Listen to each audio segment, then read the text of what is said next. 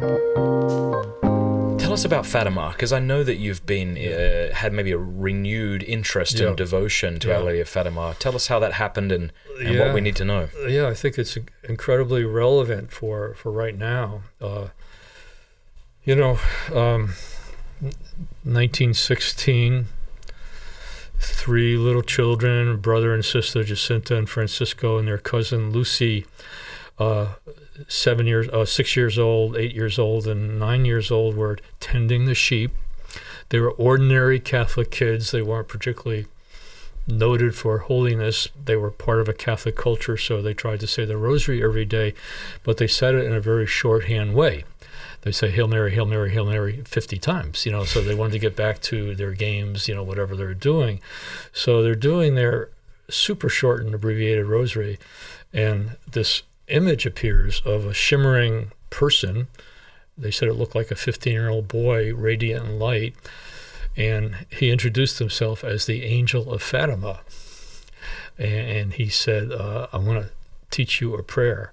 And so the angel, I don't know, how much detail do you want? I like this. Yeah, okay. This is helpful. People are out there watching this. They've heard of Fatima. They don't know much else about it. So this is real, and what the angel and Mary ask of them are also being asked of us, and it's very important that we pay attention because it relates to what we're going through right now. So anyway, the angel bows down, puts his forehead on the floor, and says, I adore you, I believe in you, I adore you, I hope in you, and I love you, and I ask your pardon for those who don't believe in you, and don't adore you, and don't hope in you, and don't love you. And then the angel said, offer the sufferings that come your way as reparation for sin and for the conversion of sinners, and say this prayer. And then he left. So ever since, for the rest of their life, they put their foreheads on the floor and prayed that prayer, not in public, but when they were by themselves. And then that was in spring. Then in summer, the angel returned. And this time he was a little more direct, and he said, what are you doing? Pray. Pray for the conversion of sinners, pray for reparation for sin. And then he taught them another prayer about reverence for the Eucharist and reparation for all the offenses against the Eucharistic Lord and Mary. And then he appeared one other time. And then the next year, another shimmering form came to them while they were tending the sheep. And it was a beautiful lady from heaven. She didn't identify herself. She just says, I'm from heaven. And they never identified her as Mary, although they probably had their suspicions until she told them, because they kept saying, tell us who you are. Give us a sign so people will stop beating us up and start believing us. And Mary asked them to do the same thing that the angel asked. She said, offer your sufferings for reparation for sin and for the conversion of sinners. And then the only thing she repeated in all 6 apparitions, she said, say the rosary every day for peace because the world is in danger. And she says, this war, World War I, is going to end soon. This was 1917 now, so the war ended in 1918. She says, but unless there's repentance, there's going to be a worse war comes. And then she says, when you see a certain sign in the sky, know that the war is about to come. It was the Aurora Borealis that happened just before Germany invaded Czechoslovakia. And we know that 20 million people died in World War I, 50 million people died in World War II, so there wasn't repentance, and there was a very severe punishment, a very severe judgment on godlessness. Now, I don't think we're in a better situation than the people were in between World War I and World War II. In fact, I think it's accelerated in a really negative direction. I mean, Catholic countries like Ireland have crumbled. There used to be a number of European countries that were holding out against the secularizing tendency. It used to be Ireland, Malta, Poland. Poland's still holding out, but by a thread. Hungary and Slovakia are sort of in the battle too. But Malta legalized divorce, and it was like you pulled a thread out of a cloth, and the whole thing is kind of unraveling right now. I was doing a retreat for priests in Malta a couple of years ago. I was talking to the auxiliary bishop, and he said, the government no longer even consults us. all they're doing is consulting us, these radical change groups, the LGBTQ pressure groups, and they know that the people don't believe us anymore. They know that we're 90% Catholic. They think we're a non-entity. We don't count. People don't really believe the teaching of the church anymore. And it's just all crumbling there in Malta. And then in Ireland, when, 800 years of poverty and persecution only strengthened the Irish people in their commitment, and they sent out missionaries all over the world, way out of proportion to their population, Irish missionaries all over the world. I was talking to an Irish missionary in Rome a couple of years ago for a very famous missionary order, and he said, we don't have any novices anymore, and we just changed our mission statement to include promoting the rights of women. Yeah, they don't deserve any more novices. Taking That's concern of ecology, yeah. And they were just like sort of aping the world. They were adopting the world's agenda, thinking that was somehow going to help them attract vocations. It's such an incredible blindness, darkness, veil. They don't understand the gospel anymore. They don't know Jesus anymore. Yeah, I used to live there for 3 years. It was godless, oppressive. Yeah, and then Ireland legalizes abortion not too long ago, and tens of thousands of people flood into the streets of Dublin celebrating that Ireland can now kill babies like the rest of Europe. Like, we're with it. We've joined the modern world. We've thrown off this ancient superstition. How dark is that? It's despicable. Yeah, how tragic is that? And that is the apostasy you're talking about. That's apostatizing. That's rejecting the treasure that God gave the Irish nation through St. Patrick and all the Irish saints and all the Irish missionaries. And for so many years, people would risk their life to go to Mass being said in the countryside on Mass rocks. And, and so, my grandparents came from Ireland as immigrants, and they had such a strong faith. They just insisted that, my parents and us, went to Catholic schools when Catholic schools were really Catholic. And so it's just so tragic to see that. So we're in danger right now. Mary says, pray the rosary every day for world peace. I try to do that. If I miss one day, I say 2 the next day, and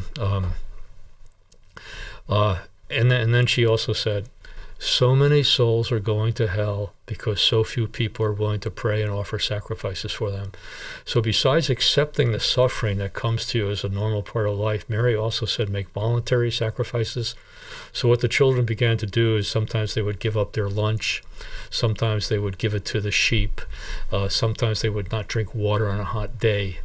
And I was talking to a Catholic grade school about Mary's appearances at Fatima, and the teacher in charge asked them to write down what they got out of it. And I've got, I don't have them with me here, but 40 or 50 students wrote down, I'm going to make voluntary sacrifices now. When I have a chance to have candy, I'm going to say no sometimes. Or when my little brother teases me, I'm not going to tease him back. Yes. Or I'm going to sleep without a pillow tonight. Or the 5th grade boys basketball team decided to give up water during practice, things like that. So it's just sort of like little children are capable of understanding the mysteries, So I'd like to say anybody working with little children, anybody who has little children, don't underestimate their ability to understand God. Don't underestimate their ability to make a commitment to Him. Don't underestimate their spiritual sensitivity and how even from an early age they can be called into a journey towards holiness, that type of thing. So anyway, people didn't believe the little kids. Lucia's own mother probably never believed her to the day she died. Wow. She got beaten. So they say, Mary, could you please give a sign that people would believe us? But before that, one other thing happened. She gave them a vision of hell in July. The third apparition, she gave them a vision of hell, and Lucia describes it, and she says it was absolutely terrifying what we saw. The shapes, kind of, the agony, the darkness, the ugliness, the foulness of the whole thing. And we just were really shaken up. We looked to Mary, and Mary said, this is where poor souls go because they have nobody to pray and offer sacrifice for them. And so every day, Jacinta after that would really ask her cousin and her brother, what have you done today to sacrifice for the salvation of souls? So the whole thing is focused on their own personal holiness, but also evangelization, you might speak. They're concerned about others. They're concerned about salvation of souls. They're concerned about loving God, loving their neighbor type of thing. So the day of the miracle of the sun comes in October of 2017, and all the newspapers were there, maybe 70,000 people in the vicinity. It was a very extremely rainy, muddy day. It took some commitment to get there. At noontime, Lucia shouts out, "Put down your umbrellas." And all of a sudden the rain stopped and the sun began to spin in the sky. And I hadn't really known this before until I read Lucia's firsthand account. The best thing written on Fatima, I think, is Fatima in Lucia's own words. That nothing beats. Really? Okay. Nothing I beats. have to read this. Yeah, nothing beats the firsthand account of how they experience it. What happened is that the bishop said, "Lucia, write down everything you can remember about Jacinta and Francisco after they died. Write down." And nobody knew that the angel had appeared the year before. All they knew is that, Mary came out. So all kinds of things came out when she was being asked to write things down. So that it's called Fatima in Lucia's own words. Fatima in Lucia's own words. Can we put a link to that, Neil? Sometimes people have a hard time finding it. We do stock it at Renewal Ministries, renewalministries.net, but sometimes you can get it on Amazon too. So the miracle of the sun happens. The sun starts coming down towards the earth. People thought the world was going to end, so they started out publicly confessing their sins. Yeah. Wow. Yeah. They said they thought their life was going to end, type of thing. They started publicly repenting, that type of thing. And then afterwards, people felt like a new joy came into their heart. It's like a new Pentecost had come, like there was an infusion of God's grace into the souls of those who were there. Cardinal Medeiros, former Archbishop of Boston, who's Portuguese, wrote an account of it, and he interviewed a lot of people, and many people said it was like a new Pentecost, happening at the end of it. So that's what happened. Jacinta and Francisco died pretty soon. They went through a lot of suffering. Very moving accounts by Lucia about Francisco's last days. Very moving account of Jacinta being willing to suffer more for the salvation of souls. Mary asked her, are you willing to stay a little longer, and for the sake of souls, things like that. So I find it very inspiring. I find it very relevant. I feel like it's a warning, a message for us. It's probably the most approved Marian apparition in the church. Pope after Pope has gone to it as a feast day, just like Our Lady of Guadalupe. And so one of the hopeful things is that every now and then the Lord does divine interventions. And he's been doing them through Mary, in lots of different ways,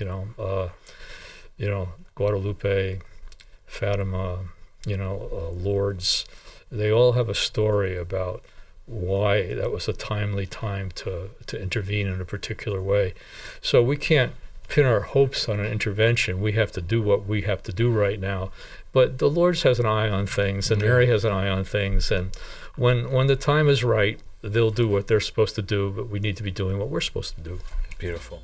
Thank you so much for watching that clip. If you enjoyed it, do us a favor by clicking like and subscribe, and if you really liked it, consider sharing. Thanks.